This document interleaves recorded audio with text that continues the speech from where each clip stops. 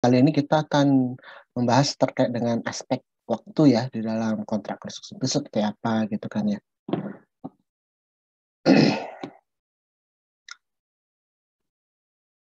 Nah, pertama kan ya kita tahu lah ya kalau kontrak itu pasti ada nilai kontraknya ya. Itu nilai atau harga pekerjaan yang telah disepakati oleh kedua belah pihak ya kan untuk menyelesaikan pekerjaan konstruksi dan dituangkan ke dalam kontrak konstruksinya. Apa yang dibayar? Ya tentu ada uang mukanya gitu kan, advance payment ya. Kemudian ada sejumlah uang yang telah disetujui dalam sertifikat pembayaran ya, interim payment certificate-nya yang ditagih setiap bulan mungkin gitu ya, atau tiap milestone. Kemudian uang yang telah disetujui dalam sertifikat pembayaran final. Nah, ini kan pada akhirnya akan ada final account gitu ya. Dan yang tujuannya untuk memfinalisasi total bahwa ya 100% dibayarkan gitu kan ya. Atau mungkin ada juga pembayaran terkait dengan klaim ya, additional cost misalnya kalau memang ada gitu ya. Nah, terus apa itu conditional payment? Minggu lalu sempat saya singgung ya, apa yang dimaksud dengan conditional payment atau pembayaran bersyarat ya. Nah, ini lazim dilakukan oleh kontraktor kepada subkonnya gitu ya. Ada istilah pay when paid atau pay if paid, dan ada juga istilah pay when certified atau pay if certified. Yang dimaksud dengan pay when paid itu adalah kontraktor utama hanya akan membayar pekerjaan subkontraktor apabila kontraktor utama telah menerima pembayaran dari pemilik proyek ya untuk pekerjaan subkon itu. Ini pay if paid ya. Jadi hanya akan membayar memang apabila memang kontraktor sudah dibayar juga oleh pemilik proyek ya atas pekerjaan subkon itu. Kalau pay when paid ya uh, uh, akan dibayar ketika kontraktor utama telah menerima pembayaran ya. Nah, kemudian mirip dengan itu ada pay when certified atau pay is certified ya. PI certified ialah kontraktor utama hanya akan membayar pekerjaan subkon apabila mereka telah menerima sertifikat pembayaran ya. Kalau PWN certified ya ketika uh, kontraktor utama telah menerima sertifikat pembayaran ya, dia akan membayar ya. Tapi kalau if itu hanya akan ya, berarti lebih lebih apa namanya istilahnya? Secara bahasa dia lebih ketat lagi gitu ya ketentuannya. Nah, ini kan kedua kedua hal ini sebenarnya ya uh, adil atau enggak menurut kalian? Ada yang mau jawab?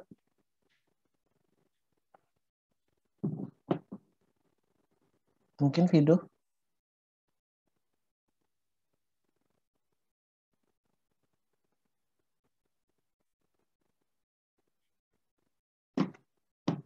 Vido?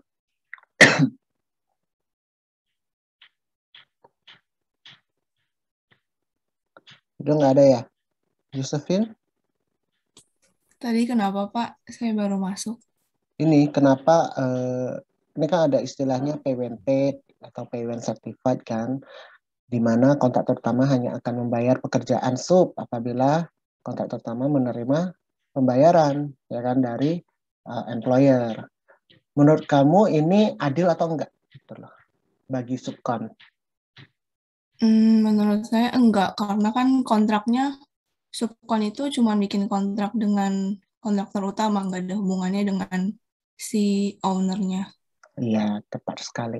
Jadi memang tidak ada hubungan kontraktual sebenarnya antara subkon dengan pemilik ya. Dia ada hubungan kontraktual dengan kontraktor utama gitu ya. Namun mengapa kok ini sering terjadi gitu ya, dan mengapa kok ini eh, conditional conditional payment provision ya itu eh, menjadi momok lah ya, menghantui subkon gitu ya. Kenapa? Ada yang tahu?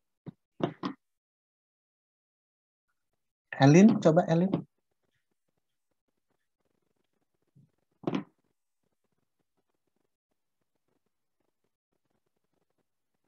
Elin ada?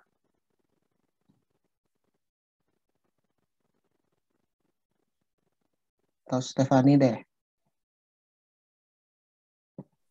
Nah, iya Pak. Gimana menurut kamu? Kenapa kok ini bisa menjadi momok gitu ya? Kok bisa menjadi berlaku gitu ya bagi subkon? Maaf Pak, tadi saya baru masuk jadi agak bingung. Oh, ada yang bisa jawab?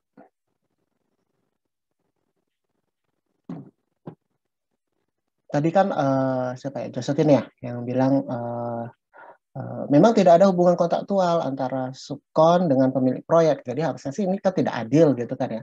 Tapi ini bisa terjadi gitu ya. Artinya bisa terjadi apabila di kontraknya sub ya antara kontrak pertama dengan si subkonnya itu kontraknya itu sudah menyatakan adanya ketentuan terkait dengan ini klausul terkait dengan payment paid ya atau payment certified gitu ya. Jadi mungkin ada klausul terkait dengan pembayaran ya bahwa menyatakan kontraktor pertama hanya akan membayar ke subkon apabila pekerjaan subnya itu sudah disertifikasi atau sudah dibayarkan oleh si pemilik proyek. Nah, itu adalah provision ya, ketentuan ya terkait dengan itu dan itu menjadi berlaku kalau karena sudah dituangkan, artinya sudah disepakati bersama oleh kontraktor utama maupun sub ya. Meskipun ini adalah mekanismenya berarti dengan pihak ketiga nantinya gitu kan ya. Nah, next, ini contohnya nih ya, example-nya nih ada uh, klausulnya bicara sebutnya begini. The contractor shall pay the subcontractor no later than 14 days ya after the receipt of payment from the employer. Ini apa jenisnya? Pay when paid atau pay when certified? Pay when paid. Yes, ya. Karena after the receipt of payment ya. Jadi pay when paid ya. Next, payment to subcontractor or supplier is wholly contingent upon the receipt of payment from the employer to the main contractor. Ini apa? Pay when paid apa? Pay when certified?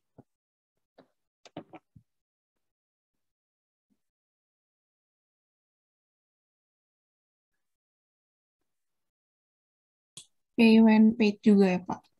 Ya, pay when paid juga ya.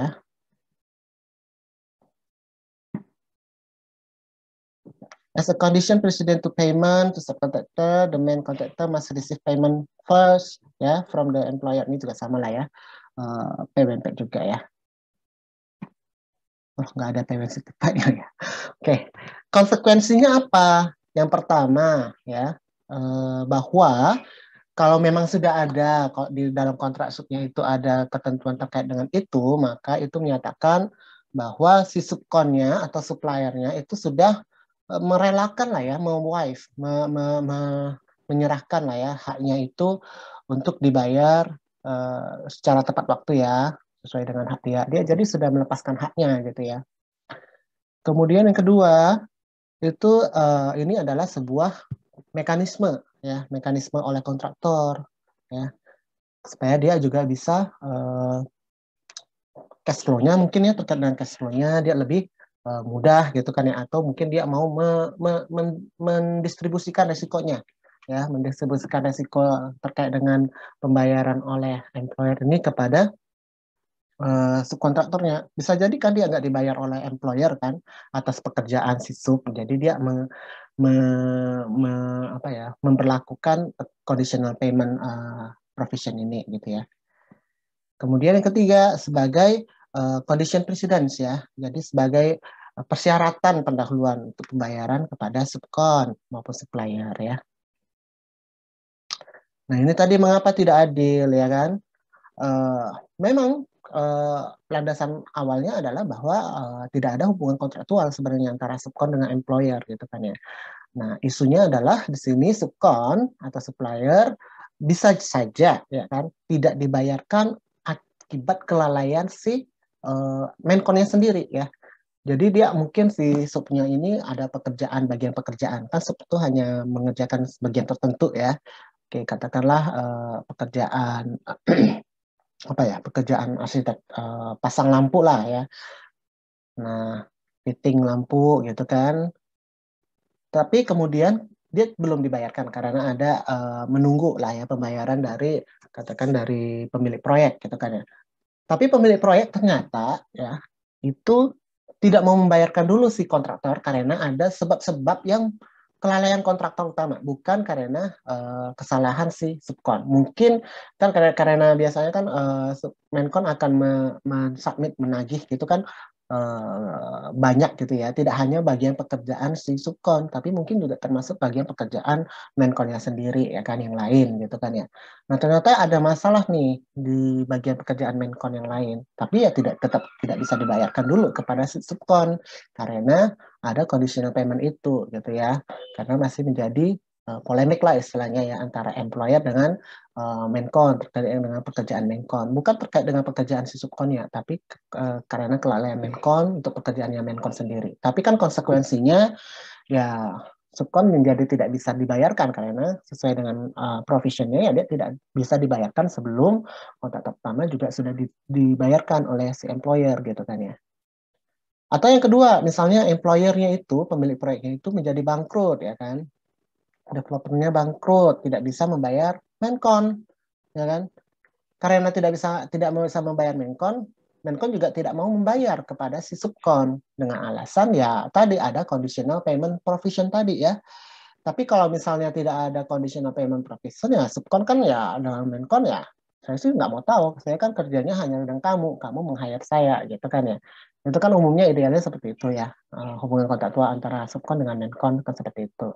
Tapi karena ada conditional payment provision seperti ini, maka bisa jadi Menkonnya tidak menerima pembayaran dari employer, maka dia juga tidak membayarkan kepada si subkonnya ya atau suppliernya. Nah, ini adalah isu ya mengapa itu menjadi tidak fair gitu ya.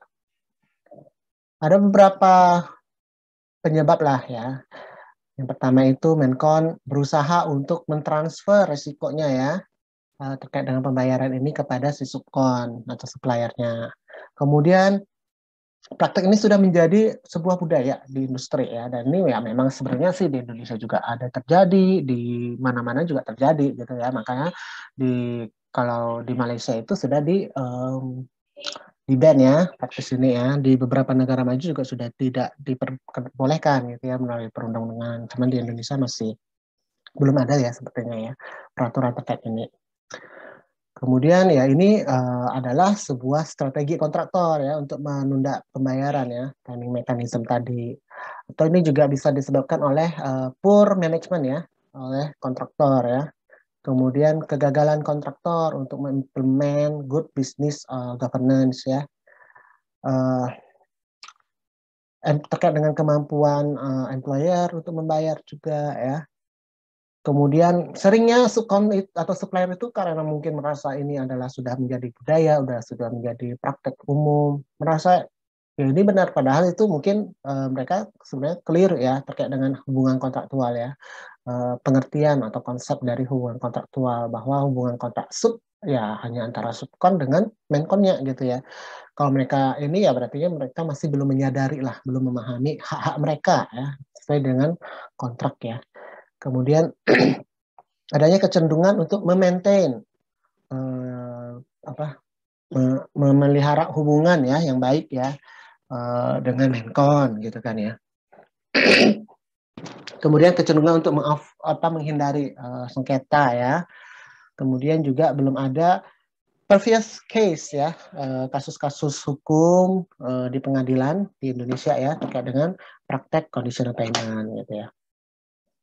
Mungkin ini akan menarik nih kalau dicari, kemudian mungkin bisa menjadi isu, ingin dibahas gitu ya, dibuat penelitian. Oke. Nah, sekarang kita masuk ke waktunya, aspek waktu ya. Secara umum kan kita tahu ya, iron triangle-nya itu adalah cost, time, and quality, ya kan. Nah, sekarang di aspek time itu, kalau bicara aspek time ini ya, kalau kita mau hanya mementingkan kualitasnya cepat, tapi waktunya juga kualitasnya bagus, tapi waktunya juga cepat, kemungkinan besar ya itu bisa menjadi pengorbanan ke cost-nya ya. Artinya itu menjadi expensive ya kan. Atau misalnya kita mau cost-nya itu murah, waktunya cepat, ya kan, pengerjaannya cepat. yaitu bisa saja mengorbankan quality-nya, ya, low quality. Maka dari itu kita mencobalah untuk mencari keseimbangan di antara ketiga aspek triangle ini ya. Nah, terkait dengan waktu ya, yang paling umum itu memang adalah terkait dengan keterlambatan ya, delays di proyek. Karakteristik dari proyek konstruksi adalah kompleks ya, terutama untuk hal-hal yang berkaitan dengan pelaksanaan proyek di lapangan, baik itu terutama terkait dengan pengelolaan manajemen waktunya ya. Hampir selalu ada kondisi-kondisi yang mempengaruhi ya kan waktu pelaksanaan pekerjaan di proyek. Maka dari itu sudah menjadi tugasnya konsultan MK nih ya kan untuk memutuskan secara adil ya apakah keterlambatan yang terjadi ini merupakan akibat dari kelalaian salah satu pihak ya, entah itu mungkin pihaknya si employer, entah itu mungkin kelalaiannya si kontraktor, atau mungkin bukan keduanya ya, tapi oleh sebab netral misalnya yang di luar kendali kedua belah pihak gitu kan ya.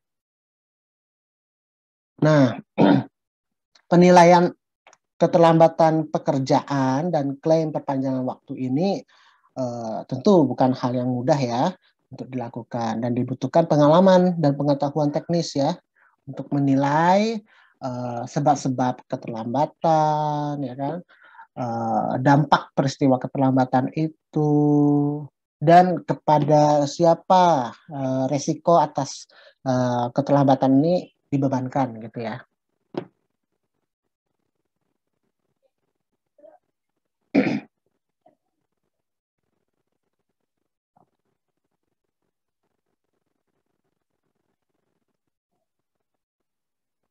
Berdasarkan sebabnya ya, sebenarnya itu keterlambatan ada 3 ya, disebabkan oleh kelalaian kontraktor, kelalaian pemilik proyek, atau di luar kendali ya, neutral cause ya, neutral delay gitu ya.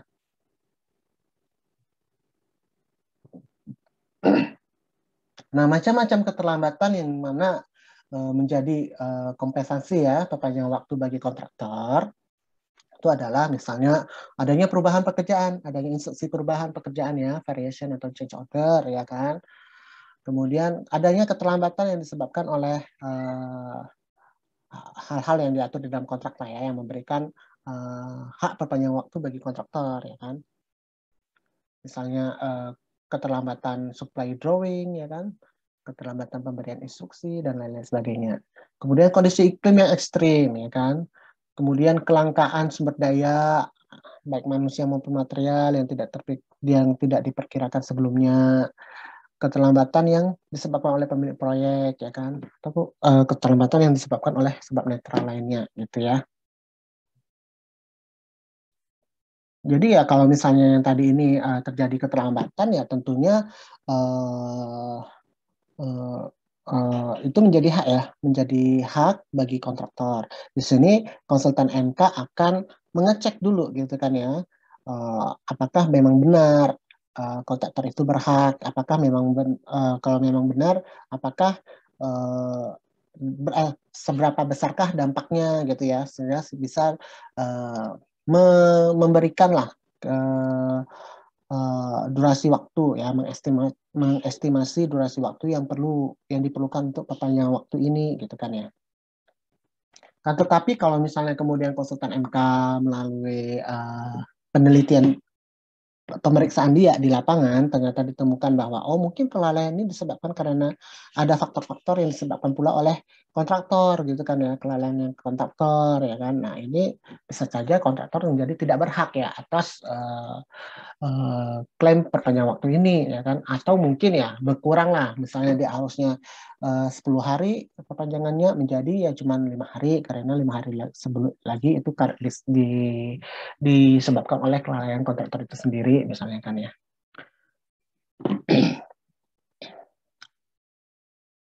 Nah, ini kan tadi ya. Nah, sebenarnya kalau misalnya terjadi peristiwa penyebab keterlambatan ya, itu bisa saja yang diklaim itu tidak hanya waktu, tapi juga additional cost ya, biayanya gitu ya. Mungkin karena ada perpanjangan waktu ini, kemudian akan timbul extra cost ya, yang ketika dilakukan akibat perpanjangan waktu ini gitu kan ya. Nah itu kemudian bisa menjadi klaim juga bagi pihak yang merasa dirugikan gitu ya. Siapa yang berhak atas klaim IoT perpanjang waktu ini? Tentu yang namanya klaim IoT adalah kontraktor, gitu kan ya.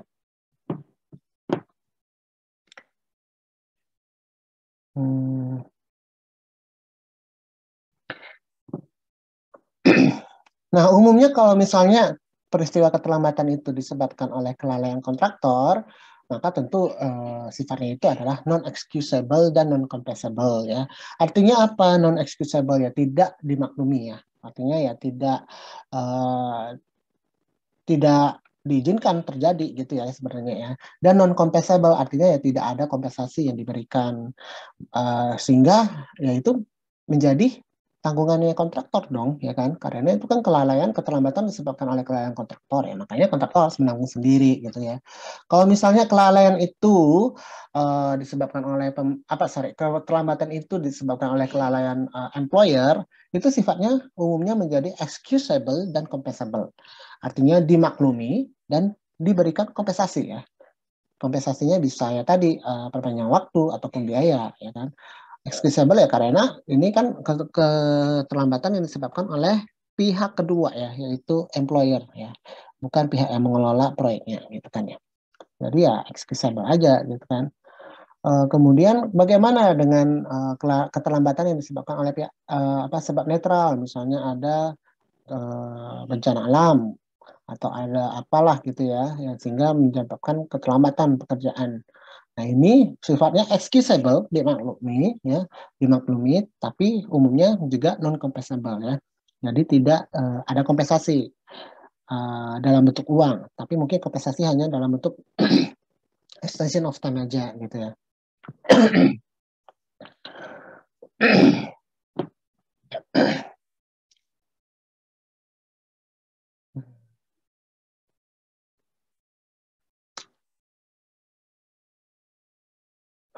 Nah,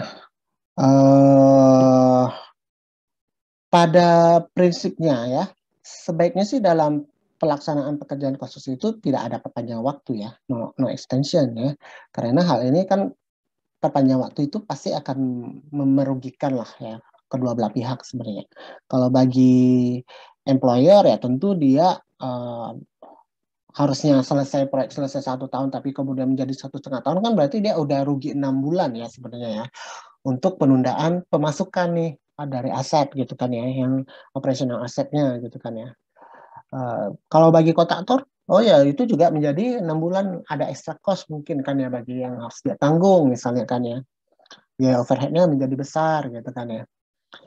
Nah, tapi pada kenyataannya hampir semua proyek konstruksi itu, bukan hampir lah ya, banyak pekerjaan konstruksi itu yang kemudian berpotensi terlambat gitu kan ya. Either itu mungkin terlambat 1 bulan, 2 bulan, 6 bulan gitu kan ya. Nah ini tidak tertutup kemungkinan ya bagi proyek konstruksi itu terlambat karena satu dan lain hal. Banyak faktor ya yang tadi sempat kita singgung sebelumnya ya. Nah ini menyebabkan timbulnya lah terjadilah extension of time di proyek gitu ya. Sehingga klaim terkait dengan extension of time ini menjadi cukup jamak ya, cukup umum di proyek-proyek konstruksi. Okay.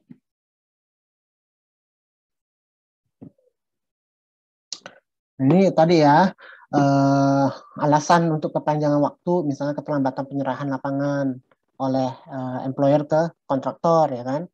Kemudian kekeliruan nih perkiraan volume. Nah ini kelalaian kontraktor misalnya kan. Penundaan pekerjaan oleh kontraktor karena mungkin belum menerima pembayaran yang seharusnya menjadi hak dia gitu ya.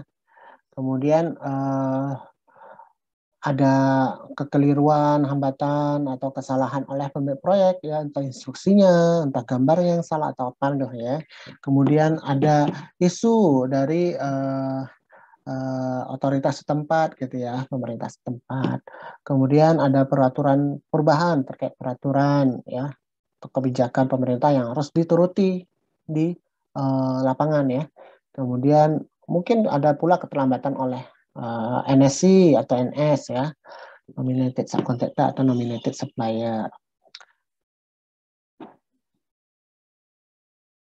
Nah, ini apa sih yang dikatakan di dalam FIDIC? Ini saya ambil FIDIC yang versi pertama masih ya, bukan second edition. Ini di klausul 8.4 ya, extension of time for completion ya. Ini ada penjelasannya. Oh, ini ada banyak nih, ada 5 kalau dia ya. Sebab ya, sebab-sebab extension of time. Nah, kita harus mengetahui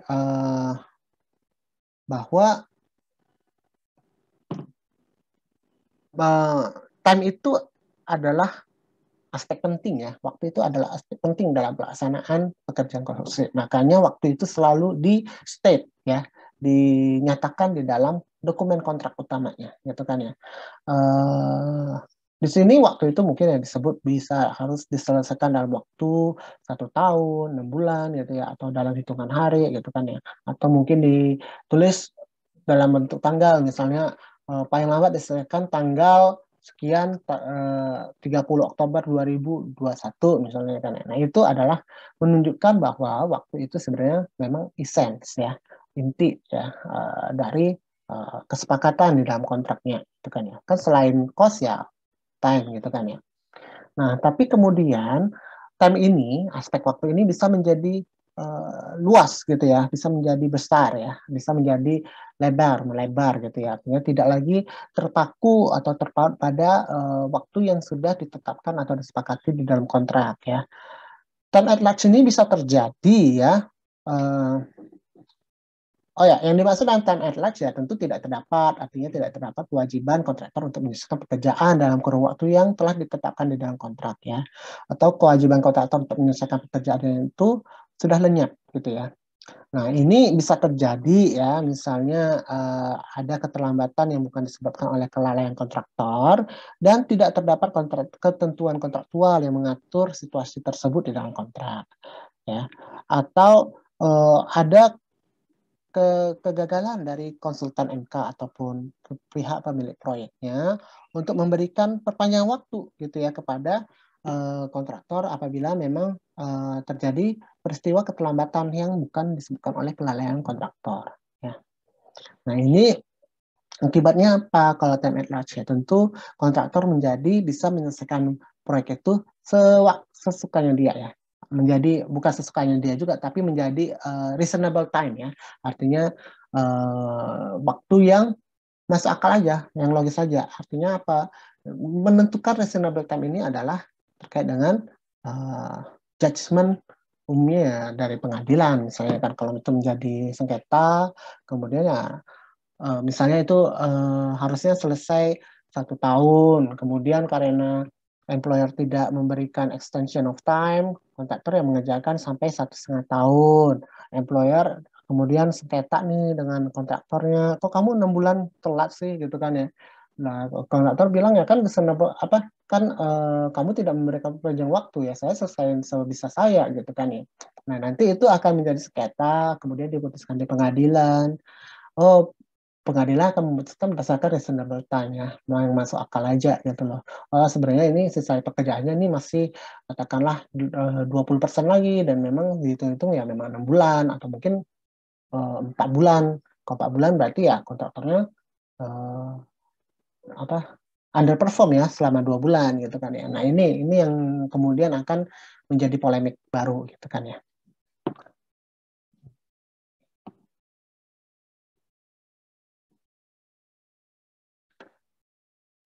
Ini contoh kasusnya gitu ya.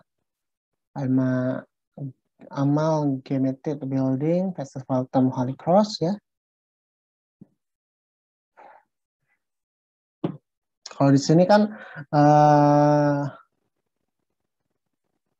sebabnya itu adalah tidak memberikan akses ya serah lapangan ya kepada kontraktor ya. sesuai dengan waktunya, ya kan. Kontrak waktu di dalam kontrak itu menjadi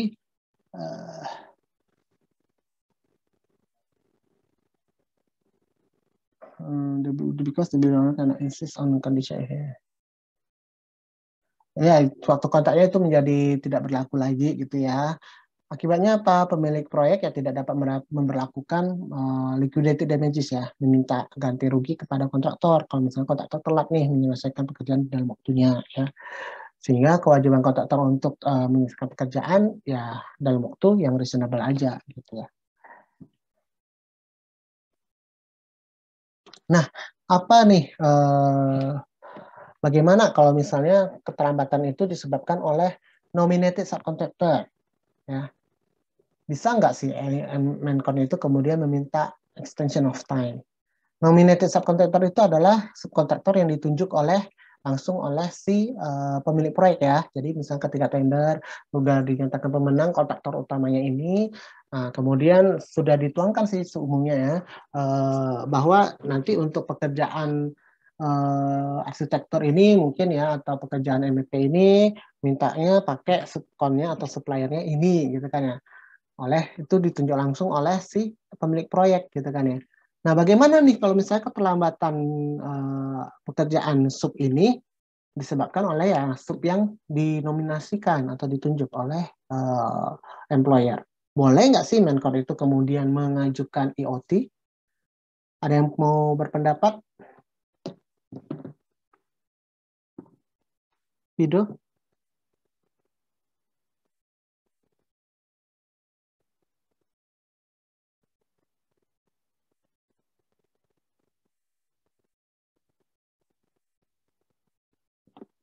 Yoshi? Yoshi ada nggak?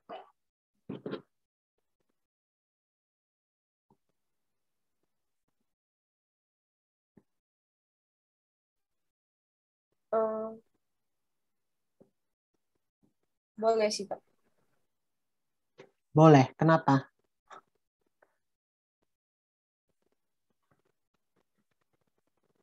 Kalau misalnya dia gagal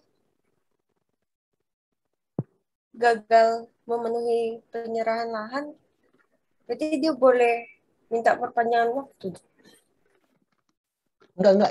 Ini keterlambatan yang disebabkan oleh kelalaian nominated subkontraktor. Misalnya nominated subkontraktor itu kan tadi subkontraktor yang ditunjuk oleh si pemilik proyek kan untuk bagian pekerjaan tertentu. Nah, kan umumnya ya seperti tadi lah kalau misalnya itu memang kelalaian si pemilik proyek gitu kan ya. Seperti tadi apa kamu bilang telat ngasih lapangan ya kepada si Menkon. Ya boleh Menkon dapat atau mengklaim IoT gitu kan ya perpanjang waktu. Tapi ini sekarang kasusnya kalau bagaimana kalau misalnya ini nominated subcontractor ya. Subkon yang ditunjuk oleh employer itu kemudian melakukan sesuatu tapi dia telat gitu ya, ada lalai ya, sehingga menyebabkan keterlambatan tuh untuk pekerjaan itu gitu loh. Bisa nggak sih subkon itu Menkon itu meminta klaim perpanjangan waktu atas keterlambatan yang disebabkan oleh kelalaiannya NSC ini gitu. Gimana tadi Yosi?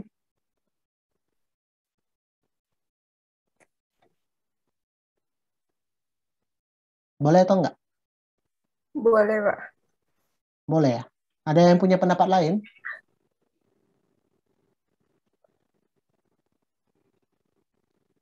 Stephanie coba.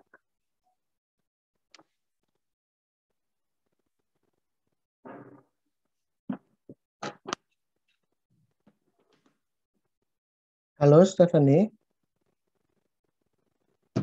Iya, Pak. Menurut kamu boleh atau enggak? Bisa nggak Menkon mengklaim IoT?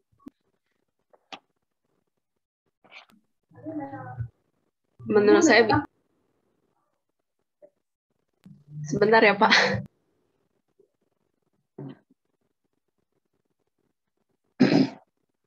Jawabannya menurut gimana, saya Stefano? bisa. Bisa. Kenapa?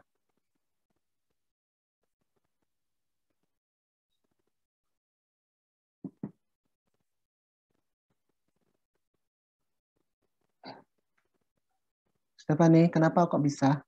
Bisa menkon? Alasannya apa?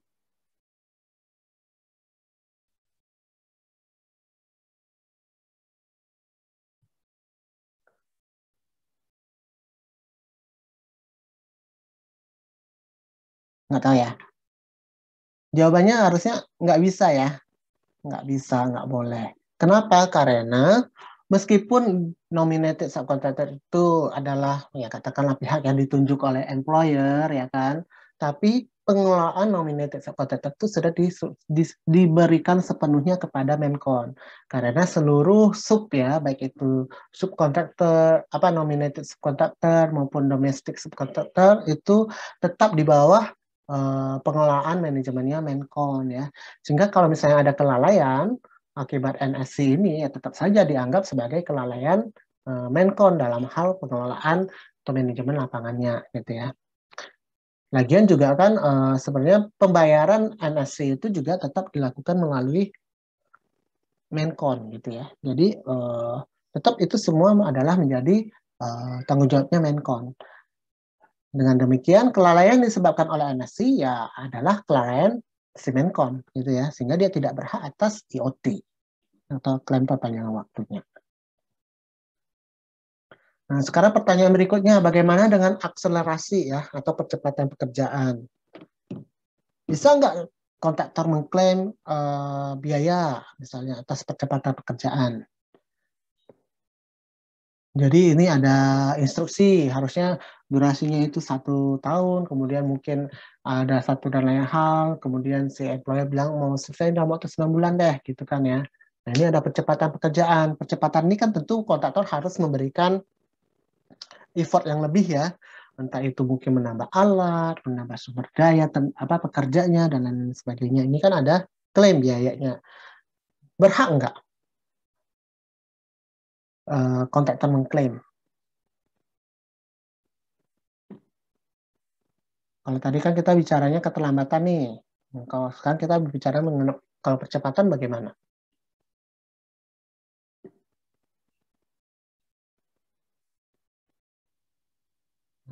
Yoshi?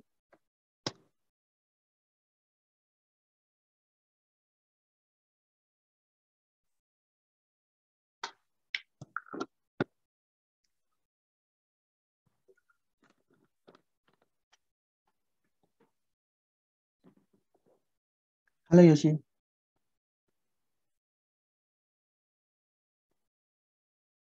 Nggak ada ya? Vido tadi udah belum ya?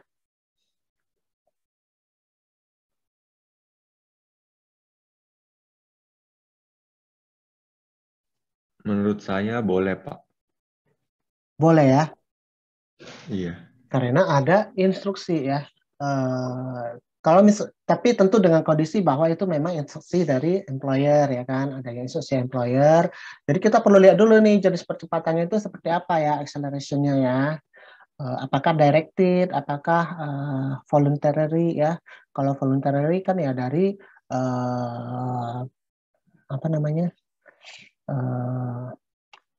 voluntary itu dari inisiatif dari kontraktornya sendiri untuk ya dia secara sukarela melakukan percepatan pekerjaan di lapangan. Kalau misalnya secara voluntary ya pasti itu tidak menjadi isu ya, sehingga dia tidak menjadi ya itu menjadi tanggungan kontraktor lah ya, biaya percepatan itu. Mungkin voluntary ini biasanya terjadi kalau misalnya kontraktornya sendiri melihat sebelum awal-awalnya mungkin dia underperform, kemudian ini sisa waktu tinggal 6 bulan nih ya kan, secara normal dengan yang normal, sequence normal itu nggak bisa nih pekerja 6 bulan, dia melakukan percepatan. Nah ini atas inisiatif dia sendiri, atas mungkin ya karena tadi dia menyadari kelalaian dia sendiri di awal-awal terlalu lambat kerjanya, sehingga di akhirnya dia kemudian melakukan percepatan. Nah ini adalah voluntary, jadi itu tidak menjadi hak bagi kontraktor untuk mengajukan klaim additional cost ya untuk accelerated claim ini. Bagaimana dengan directed acceleration? Directed acceleration adalah percepatan yang diberikan instruksinya oleh pemilik proyek. Tadilah seperti tadi kasusnya disepakati waktunya itu 1 tahun, tapi kemudian employer-nya mau lebih cepat selesai ya, minta 9 bulan selesai, ada percepatan 3 bulan ya kan. Nah ini juga sebenarnya tidak menjadi isu ya. Ini tadi seperti yang tadi Vido jawab ya, ini menjadi hak bagi kontraktor untuk mengajukan klaim ya, klaim percepatan tadi ya, either itu profitnya, overheadnya dan lain sebagainya ya. Yang menjadi masalah itu adalah jenis percepatan yang ketiga, yaitu constructive acceleration ya. Nah ini terjadi manakala pemilik proyek atau wakilnya itu menolak klaim perpanjangan waktu kontraktor ya. Jadi oke, durasi waktunya 1 tahun ya kan, tapi kemudian ada keterlambatan yang disebabkan oleh kelalaian employer ataupun kelalaian oleh sebab netral ya. Jadi di sini kontraktor menganggap ini keterlambatan bukan disebabkan oleh dia. Kemudian kontraktor mengajukan dong ya kan perpanjangan waktu ya kan. Pak, saya mau mengajukan 3 bulan perpanjangan waktu ya, sehingga otomatis kan durasinya menjadi totalnya itu 1 tahun 3 bulan. Tapi perpanjangan ini, klaim ini ditolak ya, pengajuan klaim ini ditolak atau lalai lah mungkin atau apalah, pokoknya intinya tidak diberikan perpanjangan waktu atas pengajuan klaim perpanjangan waktu oleh kontraktor ini. Nah ini kan menjelang ini kan kontraktor akan melihat, wah ini kok saya belum dikasih perpanjangan waktu juga ya, padahal ini tetap harus 1 tahun selesai kalau saya sesuai dengan durasi kontrak. Jadi dia kemudian melakukan percepatan gitu ya, supaya apa sih? Supaya tetap selesai sesuai dengan waktu yang disepakati dalam kontrak ya kan. Nah percepatan effort ya, sumber daya dan lain sebagainya yang dia butuhkan untuk melakukan percepatan atas kelalaian yang bukan sebenarnya kelalaian dia ya kan. Kemudian dia juga sudah berusaha untuk mengajukan klaim perpanjangan waktu namun kemudian ditolak ya. Nah ini kemudian memaksa dia untuk melakukan percepatan pekerjaan di lapangan. Nah inilah yang menjadi yang disebut sebagai constructive acceleration. Nah ini yang menjadi isu ya umumnya, bahwa kemudian ya ini siapa ini, benar nggak kontraktor itu berhak atas klaim acceleration-nya, biaya-biayanya gitu ya. Nah, ini kemudian harus, ini yang umumnya kemudian menjadi sengketa dan kemudian harus diperiksa bersama gitu ya. Itu tadi terkait dengan acceleration. Next itu terkait dengan penundaan pekerjaan. Ya, ada 2 istilah, postponement dan suspension ya. Postponement itu adalah situasi di mana pekerjaan ditangguhkan atau ditunda hingga tanggal yang telah ditentukan. Ya. Kalau suspension itu penundaan dalam kurun waktu yang singkat ya. Biasanya sih tidak ada tanggal spesifik yang ditentukan sebelumnya, tapi ya itu umumnya singkatlah penundaannya gitu ya. Nah, konsekuensinya employer itu melakukan suspension ya yang bukan disebabkan oleh kelalaian kontraktor itu apa gitu ya. Nah ini kontraktor berhak atas penundaan atas perpanjangan waktu ya akibat penundaan tersebut ya kan, maupun biaya tambahannya juga ya.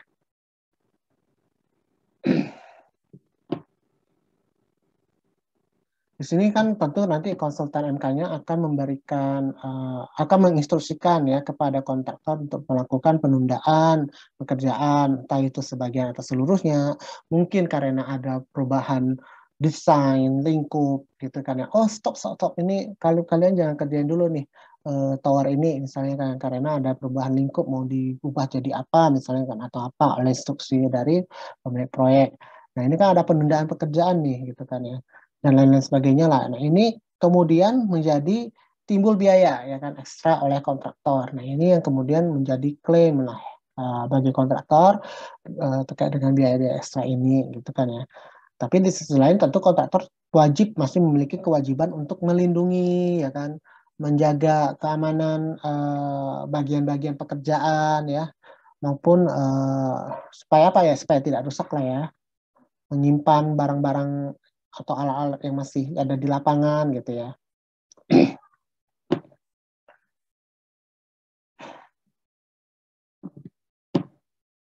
Nah, bolehkah kontraktor melakukan penundaan pekerjaan? Kan umumnya yang memberikan instruksi penundaan itu adalah pemilik proyek ya, melalui konsultan MK.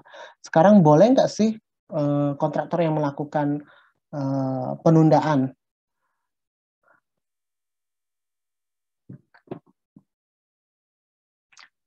Kalau di common law ya, itu tidak diperkenankan ya. Karena ini akan menjadi sengketa lah karena secara kontraktual kontraktor wajib untuk menyelesaikan pekerjaan sesuai dengan waktu yang telah disepakati dan dia tidak boleh menunda ya kan. Tapi kalau untuk di civil law umumnya ya seperti yang di kontrak-kontrak bidik itu ya ini masih kok diperkenankan ya, di mana kontraktor boleh ya diizinkan setelah memberikan notis ya 21 hari kepada employer untuk suspend ya. Suspend itu ya tentu tadi menunda pelaksanaan pekerjaan di lapangan atau mengurangi reduce the rate of the work ya, melakukan perlambatan progres pekerjaan di lapangan hingga kontraktor menerima pembayaran atau sertifikat pembayaran. Jadi di sini dapat disimpulkan bahwa kontraktor bisa saja melakukan penundaan atau pengurangan progres pekerjaan, perlambatan progres, itu bila mana kontraktor itu memang mengalami merasa tidak adil ya, bahwa dia tidak menerima pembayaran, karena kan pembayaran itu menjadi hak kontraktor ya untuk menerima pembayaran, atau di sini ya disebutnya menerima sertifikat pembayaran ya dari engineer ya. Hanya untuk satu case itu aja sih sebenarnya. Jadi penundaan oleh kontraktor ini syaratnya ya tentu adalah bahwa konsultan MK itu lalai menerbitkan sertifikat pembayaran atau pemilik proyek lalai melakukan pembayarannya ya atas prestasi yang telah dilakukan oleh kontraktor. Prosedurnya di sini adalah kontraktor harus memberikan pemberitahuan tertulis kepada pemilik proyek ya ataupun konsultan MK. Di sini tadi ini ya notis ya 21 hari. Kemudian nanti pemilik proyek maupun konsultan MK tentu akan memutuskan ya kan mau bagaimana ini. Nah, kalau misalnya dalam 21 hari ini tidak ada respon ya kontraktor berhak untuk melakukan tadi suspend ya atau reduce the rate of the work ya. Nah, selama suspend ini ya tentu kontraktor berhak atas kelembapannya waktu maupun biaya tambah. Kalau misalnya situasinya itu istilahnya apa ya, berlanjut ya, suspendnya ini berlanjut ya, maka ada ya di dalam klausulnya itu umumnya mungkin setelah 1 bulan suspend atau 2 bulan suspend ya itu dianggap mengakhiri kontrak gitu ya bersama oleh salah satu pihak yang di sini kontraktor misalnya kan ya. Kemudian kalau situasinya itu suspendnya itu sudah berakhir, artinya sudah selesai masa suspendnya, ya maka kan akan dimulai lagi tuh, memulai pelaksanaan pekerjaan lagi. Maka sebelumnya harus dilakukan pemeriksaan dulu ya bersama antara konsultan MK dan kontraktor. Oh ini loh progres yang terakhir. Oh ini masih bagus gitu kan. Oh ini masih kontraktor sudah menjalankan kewajibannya untuk melindungi bagian-bagian pekerjaan yang kemarin sempat disuspend gitu kan ya.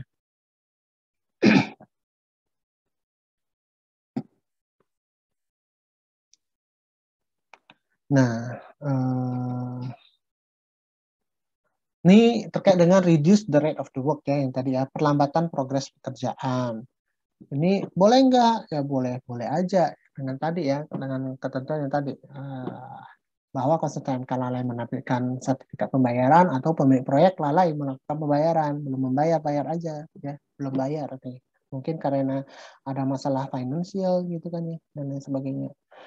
Nah, tujuan dari melakukan perlambatan ini ya mirip lah ya dengan melakukan suspend oleh kontraktor ya kan. Tapi konsekuensinya berbeda ya, tergantung dengan ketentuan di dalam kontrak. Pada beberapa kasus kontrak konstruksi itu tidak memperkenankan adanya suspension ya. Nah, karena ini tadi ya ada kewajiban kontraktor untuk menyelesaikan pekerjaan dalam kurun waktu yang telah ditentukan. Tapi Kalau misalnya seperti itu, maka kontraktor kemudian bisa melakukan alternatifnya, yaitu melakukan perlambatan progres pekerjaan. Daripada suspend, benar-benar tidak. Suspend kan artinya dia tidak kerja sama sekali ya, tidak ada progres. Dia melakukan perlambatan. Mungkin harusnya itu setiap 1 bulan itu katakan, setiap hari itu katakanlah progresnya harusnya 1% ya kan dari nilai kontrak. Ini dia buat supaya mungkin ya hanya 0,1% ya. Pokoknya hanya lambat aja lah sampai dia benar-benar dibayar gitu ya. Nah, ini ininya lah ya, perangkumannya lah tadi ya, prosedurnya.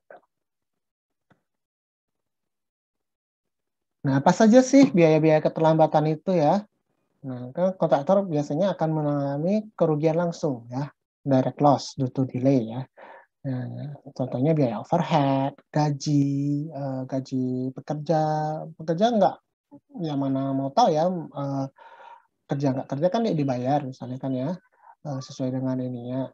Sewa peralatan berat kan mahal juga ya, crane, bulldozer dan lain sebagainya. Ini kan kalau idle di lapangan ya tetap saja harus dibayar oleh kontraktor utama gitu kan ya. Maka di sini kontraktor utama berhaklah atas biaya ya, klaim biaya yang muncul akibat keterlambatan pekerjaannya ya. Makanya sering disebut time is money gitu kan ya. Nah, di sini terkait dengan aspek waktu kita juga perlu melihat jalur kritis ya. Jalur kritis atau lintasan kritis. Menurut SCL protokol, yang dimaksud dengan jalur kritis adalah urutan kegiatan-kegiatan di dalam sebuah jaringan pekerjaan dari awal sampai akhir, yang mana jumlah durasi kegiatan ini akan menentukan durasi keseluruhan proyek ya.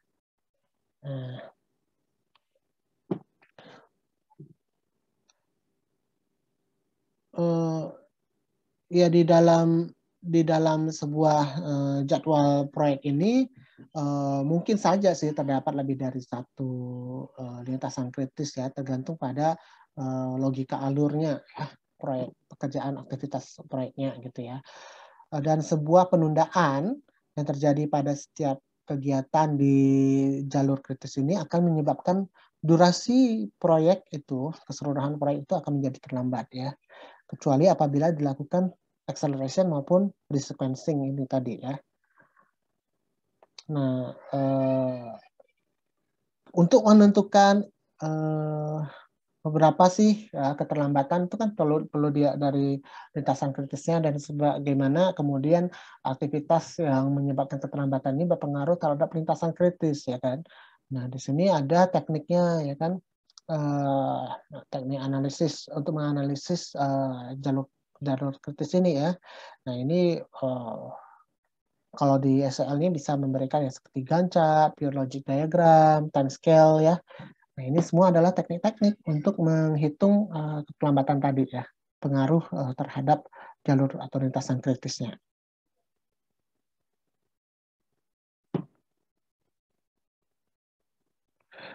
Next itu tentu ya tadi ada float ya. Kalau kita mengenal lintasan kritis ya, jalur kritis, kita juga mengenal float. Float itu adalah waktu luang di dalam program atau jadwal yang tidak merupakan aktivitas kritisnya ya. Nah, isunya siapakah pemilik float ya? Dalam kasus legal ya, as confesses Alfred McCaffrey, float itu sifatnya netral ya, dan itu digunakan bagi mereka yang bertanggung jawab atas keterlambatan ya. Jadi pihak yang membutuhkan yang menggunakan float ini gitu ya. Float secara sederhana dapat diartikan sebagai durasi waktu suatu kegiatan di dalam jaringan pekerjaan ya. Nah, ada dua jenis nih, free float dan total float ya. Kalau waktu luang terhadap dari satu kegiatan ke kegiatan berikutnya ini disebut free float. Kalau waktu luang semua terhadap total durasi pekerjaan itu disebut total float ya. Nah, jadi di sini SCL protokol ini memberikan definisi float itu waktu yang luang yang tersedia ya untuk sebuah kegiatan. Kemudian free float itu durasi waktu di mana sebuah kegiatan dapat ditunda melewati tanggal early start atau early finish-nya tanpa menyebabkan keterlambatan pada early start atau early finish kegiatan terkait berikutnya, ya.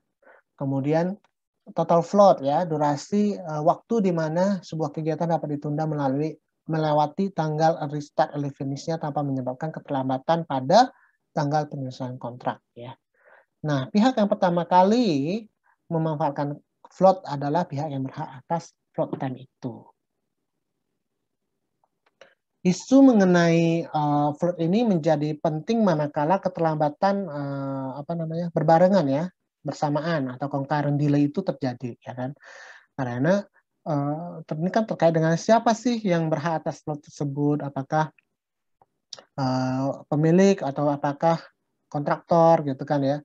Berapa sih total keterlambatan yang kemudian dapat diakomodir oleh float tersebut, gitu, ya. Kalau misalnya sudah diakomodir oleh float, sisanya apakah itu menjadi klaim perpanjangan waktu, gitu, ya. Nah, ini adalah isu-isu terkait dengan float.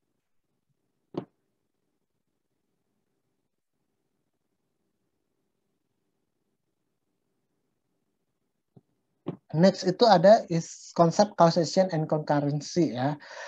Tadi saya sempat sebut concurrent delay, ya kan, keterlambatan berbarengan atau bersamaan yang terjadi bersamaan. Nah, di sini ada sebenarnya dua konsep, causation and concurrency. Causation itu hubungan sebab akibat. Concurrency itu yang terjadi bersamaan, ya kan. Nah, konsep causation itu diartikan sebagai hubungan sebab akibat. Di dalam sebuah kasus, causation diartikan sebagai sebuah konsep mental yang pada umumnya itu berdasarkan pada kesimpulan atau induksi dari keseragaman urutan antara dua peristiwa, ya, yang memiliki hubungan sebab musabab.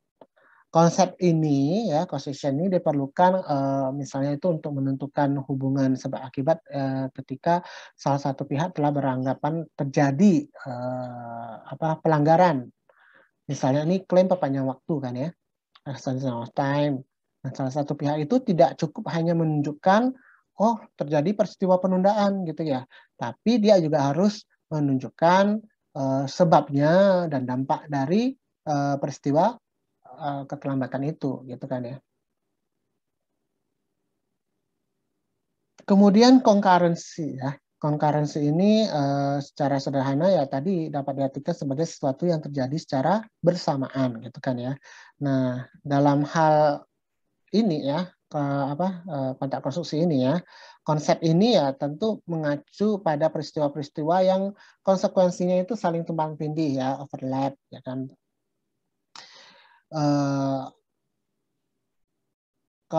Jadi kalau misalnya ada tadi peristiwa keterlambatan yang terjadi berbarengan, ya kan, berbarengan di sini artinya mungkin ada satu peristiwa keterlambatan yang disebabkan oleh kelalaian kontraktor, satu lagi kemudian berbarengan, hampir terjadinya itu waktunya berbarengan dengan keterlambatan yang disebabkan oleh kelalaian employer, ya kan.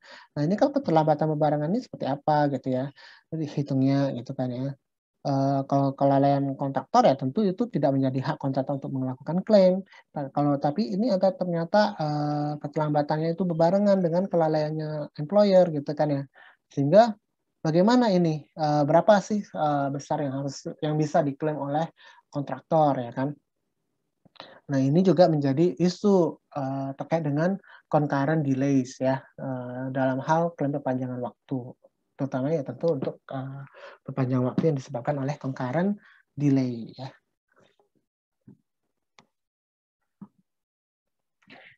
Sampai di sini materinya. Ada yang mau ditanyakan?